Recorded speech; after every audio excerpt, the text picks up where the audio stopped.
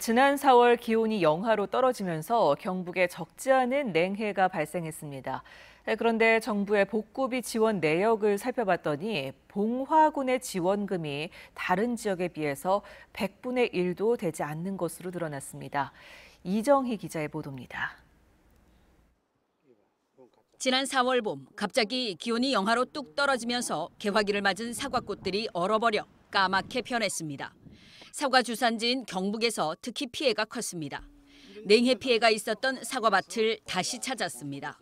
길이가 자라져야 되는데 짧아져서 20일 있으면 거의 다 떨어진다고 봅니다. 저는 속에 씨가 얼었기 때문에 잠시는 돼도 나중에는 결국은 떨어진다 이 말이죠. 냉해 된다고 상품도 안 되고 떨어져요. 이거는. 적지 않은 냉해 피해를 봤지만 지자체의 조사에선 피해를 인정받지 못했습니다.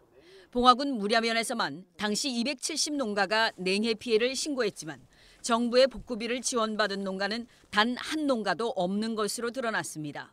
농협 선보사를 통해서 저희가 이제 최고 75%까지 냉해로 인한 피해를 통보를 받았는데 어떻게 면에서 조사한 거는 피해가 없다고 해서. 올봄 냉해 피해에 따른 정부의 복구비 지원 내역입니다. 봉화군과 붙어있는 영주시는 피해 면적 2,400헥타에 62억 원을 지원받았고 청송군은 3,200헥타에 무려 75억 원. 하지만 봉화군은 단 24헥타, 지원금은 6천만 원. 다른 지역의 100분의 1도 안 됩니다. 봉화군 농민회는 피해 조사를 엉터리로 했고 농식품부에도 축소 보고를 했다고 주장합니다. 일부러 찾아서라도 보상을 해주고 지급을 해줘야 되는데 되려 그거를 있는 것조차도 안 보려고 하는, 참 가슴이 속이 타들어가죠. 하지만 봉화군은 고의로 누락할 이유가 없다며 오히려 다른 지자체에 비해 지나치게 철저히 조사해 이런 결과가 나왔다고 해명합니다. 안동이나 청송은 우리보다 꽃이 빨리 피어요. 1주나 2주 정도. 근데 우리는 요거는 뭐냐, 뿌리가 여름 맺힌 상태이기 때문에 꽃을 갈라봐도 피해를 받은지 안 받는지 몰라요. 원칙대로 해서 이렇게 힘들다고요.